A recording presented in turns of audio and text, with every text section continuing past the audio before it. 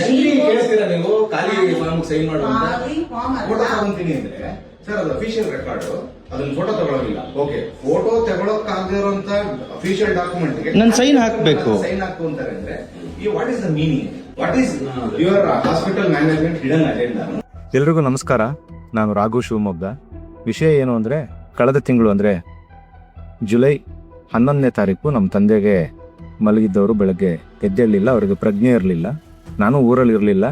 ನನ್ನ ಸ್ನೇಹಿತರು ಬಂದು ನಮ್ಮ ಮನೆ ಹತ್ತಿರದಲ್ಲಿರುವ, ನಮ್ಮ ಮನೆ ಇರೋದು ರಾಜರಾಜೇಶ್ವರಿ ನಗರ, ಹತ್ತಿರದಲ್ಲೇ ಇರೋ ಏಟ್ರಿಯಂ ಹಾಸ್ಪಿಟಲ್ಗೆ ನಮ್ಮ ತಂದೆನ ಅಡ್ಮಿಟ್ ಮಾಡಿದ್ರು.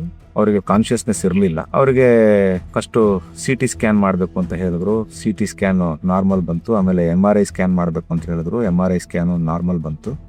ಆಮೇಲೆ ಏನೇನು ಅವರು ಟೆಸ್ಟ್ಗಳು ಮಾಡಬೇಕು, ಅವರ ಡೌಟ್ ಕ್ಲಿಯರ್ ಮಾಡ್ಕೊಳ್ಳೋಕ್ಕೆ ಅಥವಾ ನಮ್ಮ ತಂದೆಗೆ ಏನಾಗಿದೆ ಅಂತ ಡಯಾಗ್ನೈಸ್ ಮಾಡೋಕ್ಕೆ ಎಲ್ಲ ರೀತಿಯ ಟೆಸ್ಟ್ಗಳನ್ನು ಮಾಡಿದ್ರು. ಎಲ್ಲ ರಿಪೋರ್ಟ್ಸ್ಗಳು ಕೂಡ ನಾರ್ಮಲ್ಲೇ ಬಂತು. ಎಲ್ಲೂ ಏನೋ ತೊಂದರೆ ಅಂತ ಗೊತ್ತಾಗಲಿಲ್ಲ ಡಾಕ್ಟರ್ಸ್ಗೆ. ಅದಾದ ನಂತರ ನಾನು 12ನೇ ತಾರೀಕು ನಮ್ಮ ತಂದೆನ ಬೌರಿಂಗ್ ಹಾಸ್ಪಿಟಲ್ಗೆ ಶಿಫ್ಟ್ ಮಾಡಿದೆ. 12ನೇ ತಾರೀಕು ನಾನು ನಮ್ಮ ತಂದೆನ ಶಿಫ್ಟ್ ಮಾಡೋಕ್ಕೂ ಮುಂಚೆ ಬೆಳಗ್ಗೆ ಹಾಸ್ಪಿಟಲ್ಗೆ ಹೋದಾಗ ಅಲ್ಲಿ ಡಾಕ್ಟರ್ ಹರೀಶ್ ಅನ್ನೋರು ಇದ್ದರು, ಡಾಕ್ಟರ್ ಸುಜಾತ ಅನ್ನೋರು ಇದ್ದರು. ಅವರು ಕರೆಸಿ ನನಗೆ ಎಕ್ಸ್ಪ್ಲೇನ್ ಮಾಡಿದ್ರು ಏನು ಪ್ರೆಸೆಂಟ್ ಕಂಡೀಷನ್ನು ಅನ್ನೋದನ್ನ ಎಕ್ಸ್ಪ್ಲೇನ್ ಮಾಡಿದ್ರು. ಎಕ್ಸ್ಪ್ಲೇನ್ ಮಾಡಿದ್ಮೇಲೆ ಒಂದು ಫಾರ್ಮ್, ಆ ಫಾರ್ಮಲ್ಲಿ ಏನು ಫಿಲ್ ಮಾಡಿರಲಿಲ್ಲ.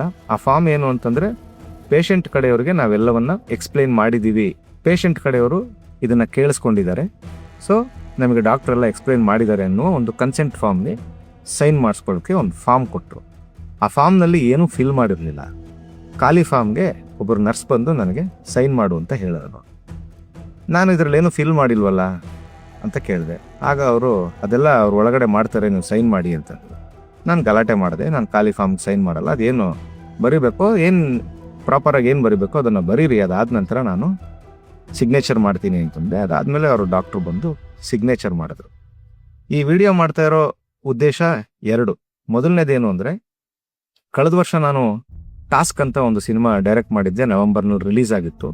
ಆ ಸಿನಿಮಾ ಕೂಡ ಒಂದು ಮೆಡಿಕಲ್ ಮಾಫಿಯಾ ರಿಲೇಟೆಡ್ ಸಬ್ಜೆಕ್ಟು. ಅದರಲ್ಲಿ ಒಂದು ದೃಶ್ಯ ಬರುತ್ತೆ, ನಾನೇ ಬರೆದು ನಿರ್ದೇಶನ ಮಾಡಿದ ದೃಶ್ಯ. ಅದೇ ವಿಷಯ ನನ್ನ ಜೀವನದಲ್ಲಿ ನಡೆಯುತ್ತೆ ಅಂತ ನಾನು ನಿರೀಕ್ಷೆ ಮಾಡಿರಲಿಲ್ಲ. ನಾನು ಏನು ತುಂಬ ಓದ್ದವನೇನಲ್ಲ, ಆದರೆ ನನಗೆ ಗೊತ್ತು ಅದನ್ನು ಖಾಲಿ ಫಾರ್ಮ್ಗೆ ನಾವು ಸೈನ್ ಮಾಡಬಾರ್ದು ಅಂತ. ಅಫ್ಕೋರ್ಸ್ ಒಬ್ಬ ನಮ್ಮ ಮನೆಯ ಪೇಷಂಟ್ನ ನಾವು ಆಸ್ಪತ್ರೆಗೆ ಸೇರಿಸಿದಾಗ ಸ್ವಲ್ಪ ಪ್ಯಾನಿಕ್ ಆಗಿರ್ತೀವಿ, ಡಿಸ್ಟರ್ಬ್ ಆಗಿರ್ತೀವಿ, ಏನು ಹೇಳಿದ್ರು ತಲೆ ಒಳಗಡೆ ಹೋಗ್ತಿರಲ್ಲ, ಗಾಬರಿ ಆಗಿರ್ತೀವಿ. ದಯಮಾಡಿ ಯಾರು ಯಾವುದೇ ಆಸ್ಪತ್ರೆಯಲ್ಲಿ ಖಾಲಿ ಫಾರ್ಮ್ಗೆ ಸೈನ್ ಮಾಡಿ ಅಂದರೆ ದಯವಿಟ್ಟು ಮಾಡಬೇಡಿ. ಅದು ಆ ಸಿಗ್ನೇಚರು ಮಿಸ್ಯೂಸ್ ಆಗುವಂತಹ ಸಾಧ್ಯತೆಗಳು ಹೆಚ್ಚಿಗೆ ಇರುತ್ತೆ. ಓದಕ್ಕೆ ಬಂದಿಲ್ಲ ಅಂದರೆ ಅದನ್ನು ಫೋಟೋ ತೆಗೆದು ಯಾರಿಗಾದ್ರೂ ಕಳಿಸಿ ತಿಳ್ಕೊಳ್ಳಿ ಅದರಲ್ಲಿ ಏನು ಬರೆದಿದೆ ಅಂತ. ಅದಾದಮೇಲೆ ಸೈನ್ ಮಾಡಿ. ಏನು ಪ್ರಳಯ ಏನಾಗಲ್ಲ ಅಷ್ಟರೊಳಗಡೆ. ಸೊ ಇವರು ಉದ್ದೇಶಪೂರ್ವಕವಾಗಿ ಮಾಡಿದ್ರು ಅಥವಾ ದುರಹಂಕಾರದಿಂದ ಮಾಡಿದ್ರು, ನಾವೇನು ಮಾಡಿದ್ರು ಪೇಷಂಟ್ ಕಡೆಯವ್ರು ಕೇಳ್ತಾರೆ ಅನ್ನೋ ದುರಹಂಕಾರದಿಂದ ಮಾಡಿದ್ರು ಗೊತ್ತಿಲ್ಲ. ಬಟ್ ಅವ್ರ ಮ್ಯಾನೇಜ್ಮೆಂಟ್ ಅವ್ರನ್ನ ಕರೆಸಿ ನಾನು ಈ ಕ್ವಶನ್ ರೈಸ್ ಮಾಡಿ ಇವ್ರು ಮಾಡಿದ ತಪ್ಪು ಅನ್ನೋದನ್ನ ಹೇಳಿದೆ. ಅವ್ರು ಯಾರು ಡಾಕ್ಟ್ರು ಸ್ವಲ್ಪ ದುರಹಂಕಾರದಲ್ಲೇ ಸಾರಿ ಕೇಳಿದ್ರು. ಅದು ಬಿಟ್ಟು ನಾವು ಒಳಗಡೆ ಅವೆಲ್ಲ ಅವ್ರು ಬರ್ಕೋತಾರೆ, ನೀವು ಸೈನ್ ಮಾಡಿ ಅಂದ್ರೆ ಏನ್ ಅರ್ಥ ಅದು? ಅಂದ್ರೆ ಮ್ಯಾಮ್ ಬರೀತಾರಂತೆ, ಆಮೇಲೆ ಹಾಕೊಡಿ ಅಂತ ಹೇಳಿದೆ. ಆಮೇಲೆ ಅವರು ಹೇಳಿದ್ರು ಇಲ್ಲ. ಯಾರು ಮ್ಯಾಮ್ ಅಂದ್ರೆ? ಅವ್ರು ಬರೀದೆಲ್ಲ ಕೊಟ್ಟು ಕಳಿಸಿದ್ರೆ ನಿಮಗೆ? ನೀವು MBBS ಮಾಡಿರೋದು? ಏನ್ ಕೇಳ್ಬೇಕು ನಿಮ್ಮನ್ನ?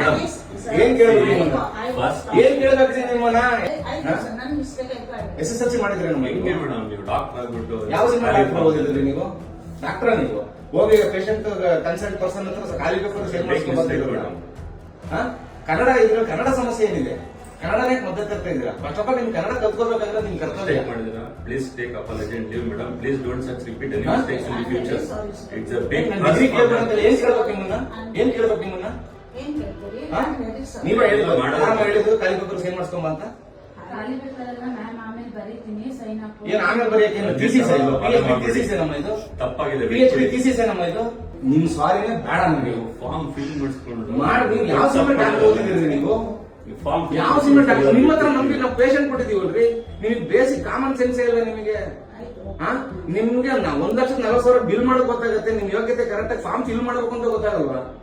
ಅವರು ಕೂತ್ಕೋ, ಏನು ಮನೆ ಹಾಳೇನ್ರಿ? ನಾನು ನಿಮ್ಮನ್ನ ಏನೋ ಈಗ ಬಂದ್ಯಾ ಅಂತ ಕೇಳಿದ್ರೆ ಹೆಂಗಿರುತ್ತೆ ನಿಮಗೆ? ಹೌದು ಸರ್. ಬರೋ ಕೂತ್ಕೊಳ್ಳೋ ಅಂದ್ರೆ ಹೆಂಗಿರುತ್ತೆ? ಸರಿ ಇಲ್ಲ. ಹಾ? ಸರಿ ಇಲ್ಲ. ನಾವು ಸರ್ ಅಂತೀವಿ, ನೀವು ಸರ್ ಅನ್ಬೇಡಿ. ಹೋಗಿ ಬನ್ನಿ ಅನ್ನಕ್ಕೆ ಏನ್ರಿ ರೋಗ ನಿಮ್ಗೆ? ಏನ್ ನಿಮ್ ಮನೆ ಕೆಲಸದವ್ರ ನಾವು? ಡಾಕ್ಟರ್ ಆಗ್ಬಿಟ್ರೆ ದೇವ್ರ? ಮತ್ತೆ ಇರಲಿ, ಅವ್ರ ದುರಹಂಕಾರ ಅವ್ರಿಗಿರಲಿ. ಸಾರಿ ಅಂತೂ ಕೇಳಿದ್ರು, ಬಟ್ ಕೇರ್ಫುಲ್ ಆಗಿರಿ. ಯಾಕೆ ಅಂತಂದರೆ ಯಾವ ಫಾರ್ಮ್ಗೆ ನಮ್ಮ ಹತ್ರ ಸೈನ್ ಮಾಡಿಸ್ಕೊಳ್ತಾರೆ ಆಸ್ಪತ್ರೆಯವರು ಗೊತ್ತಿರಲ್ಲ. ಅದು ನಾವು ಯಾವುದಕ್ಕೆ ಒಪ್ಪಿರ್ತೀವಿ ಅನ್ನೋದು ನಮಗೆ ಗೊತ್ತಿರಲ್ಲ. ಏನು ವಿಷಯ ಅಂತ ತಿಳ್ಕೊಂಡು ಸಹಿ ಮಾಡಬೇಕು. ಅಕಸ್ಮಾತ್ ಪೇಷಂಟ್ ಬಾಡಿಯಲ್ಲಿರೋ ಯಾವುದೋ ಆರ್ಗನ್ನ ಇನ್ಯಾರಿಗೋ ದಾನ ಮಾಡೋಕ್ಕೆ ಇವ್ರು ಒಪ್ಪಿದ್ದಾರೆ ಅಂತ ಸೈನ್ ಮಾಡಿಸ್ಕೋಬೋದು. ಏನು ಬೇಕಾದರೂ ಮಾಡಿಸ್ಕೋಬೋದು. ನಮಗೆ ಯಾವುದೂ ಗೊತ್ತೂ ಆಗೋದಿಲ್ಲ. ಸೊ ಈ ವಿಷಯದಲ್ಲಿ ತುಂಬ ಹುಷಾರಾಗಿರಿ. ಇನ್ನೊಂದು ವಿಷಯ, ನಮ್ಮ ತಂದೆನ ಜುಲೈ 11ನೇ ತಾರೀಕು ಬೆಳಗ್ಗೆ 8 ಗಂಟೆಗೆ ಅಡ್ಮಿಟ್ ಮಾಡಿದ್ದು. ರಾತ್ರಿ 8 ಗಂಟೆ ಅಷ್ಟೊತ್ತಿಗೆ ಬಿಲ್ 1 ಲಕ್ಷ ಕ್ರಾಸ್ ಆಗಿದೆ. ಈಗ ರೇಟ್ ಬಗ್ಗೆ ಬರೋಣ. ಒಂದು CT ಸ್ಕ್ಯಾನ್ಗೆ 5,000 ಚಿಲ್ಲರೆ ಚಾರ್ಜ್ ಮಾಡಿದ್ದಾರೆ. ಒಂದು MRI ಸ್ಕ್ಯಾನ್ಗೆ 17,160 ರೂಪಾಯಿ ಚಾರ್ಜ್ ಮಾಡಿದ್ದಾರೆ. ಲ್ಯಾಬೊರೇಟರಿ ಚಾರ್ಜಸ್ ಅಂತ ಬ್ಲಡ್ ಶುಗರು, ಬ್ಲಡ್ ಪ್ರೆಷರು, ಇದರ ರಿಲೇಟೆಡ್ ಏನು ಲ್ಯಾಬೊರೇಟರಿ ಚಾರ್ಜಸ್ ಅಂತ ಏನೇನು ಒಂದಷ್ಟು ಟೆಸ್ಟ್ಗಳು ಮಾಡಿದ್ದಾರೆ. ಈ ಟೆಸ್ಟ್ಗೆ 18,000 ಚಿಲ್ಲರೆ ಬಿಲ್ ಮಾಡಿದ್ದಾರೆ. ಇದನ್ನು ನಾನು ಯಾಕಿಷ್ಟು ಬಿಲ್ ಮಾಡಿದ್ರಿ ಅಂತ ಕೇಳಕ್ಕೆ ಬರಲ್ಲ. ಯಾಕೆ ಅಂತಂದರೆ ಈಗ ಒಂದು ಹೋಟ್ಲಲ್ಲಿ ಒಂದು ಮಸಾಲೆ ದೋಸೆಗೆ 50 ರೂಪಾಯಿ ಇರುತ್ತೆ. ಅದೇ ಇನ್ನೊಂದು ಯಾವುದೋ ಒಂದು ದೊಡ್ಡ ಹೋಟ್ಲಿಗೆ ಹೋದರೆ 500 ರೂಪಾಯಿ ಇರುತ್ತೆ. ಅಫ್ಕೋರ್ಸ್ ಹೋಟೆಲಲ್ಲಿ ನಾವು ಹೋದ ತಕ್ಷಣ ಒಂದು ಮೆನು ಕಾರ್ಡ್ ಕೊಡ್ತಾರೆ, ಅಥವಾ ಕೆಲವು ಹೋಟೆಲ್ಗಳಲ್ಲಿ ಬೋರ್ಡ್ ಹಾಕಿರ್ತಾರೆ ಯಾವ್ಯಾವ ತಿಂಡಿ ತಿನಿಸುಗಳಿಗೆ ಎಷ್ಟೆಷ್ಟು ಹಣ ಆಗುತ್ತೆ ಅಂತ. ನಾವು ನೋಡ್ತೀವಿ, ಮೆನು ಕಾರ್ಡ್ ನೋಡ್ತೀವಿ ಅಥವಾ ಬೋರ್ಡ್ ನೋಡ್ತೀವಿ. ನಮ್ಮ ಕೈಲಿ ಅಫೋರ್ಡ್ ಮಾಡೋಕ್ಕಾದರೆ ನಾವಲ್ಲಿ ಅವ್ರ ಸರ್ವಿಸ್ನ ತಗೊಳ್ತೀವಿ ಹಣ ಕೊಟ್ಟು. ಇಲ್ಲ ಅಂತಂದರೆ ನಮಗೆ ಯಾವ ಜಾಗದಲ್ಲಿ ನಮಗೆ ನಮ್ಮ ಫುಡ್ನ ಅಫೋರ್ಡ್ ಮಾಡೋಕ್ಕಾಗುತ್ತೋ ಆ ಜಾಗದಲ್ಲಿ ಹೋಗಿ ನಾವು ಕನ್ಸ್ಯೂಮ್ ಮಾಡ್ತೀವಿ. ಈ ಹಾಸ್ಪಿಟಲ್ಗಳಲ್ಲಿ ಏನಾಗುತ್ತೆ, ಮೊದಲು ಯಾರಿಗೆ ಎಮರ್ಜೆನ್ಸಿ ಅಂತಾದರೂ ಹತ್ತಿರದಲ್ಲಿರೋ ಹಾಸ್ಪಿಟಲ್ನ ಪ್ರಿಫರ್ ಮಾಡ್ತಾರೆ. ಯಾಕಂದರೆ ಬೇಗ ಅವರಿಗೆ ಟ್ರೀಟ್ಮೆಂಟ್ ಸಿಗಲಿ ಅನ್ನೋ ಕಾರಣಕ್ಕೆ. ಪೇಷಂಟ್ ಡೆತ್ ಬೆಡ್ಡಲ್ಲಿ ಇರ್ತಾರೆ, ಅಲ್ಲಿದ್ದಾಗ ಪ್ರತಿಯೊಂದನ್ನು ಓರಲಿ ಹೇಳ್ತಾರೆ, ಯಾವುದು ರಿಟರ್ನ್ ಫಾರ್ಮಲ್ಲಿ ಇರಲ್ಲ. ಇದಕ್ಕೆ ಇಷ್ಟ ಆಗತ್ತೆ ಅಂತ ಅವ್ರು ಡೆತ್ ಬೆಡ್ ಮೇಲೆ ಮಲಗಿಸಿ ಹೇಳ್ತಿರುವಾಗ ಅಫ್ಕೋರ್ಸ್ ಎಲ್ಲರೂ ದುಡ್ಡು ಖರ್ಚಾದರೂ ಪರವಾಗಿಲ್ಲ, ಜೀವ ಉಳಿಲಿ ಅನ್ನುವ ಉದ್ದೇಶ ಎಲ್ರಿಗೂ ಇರುತ್ತೆ.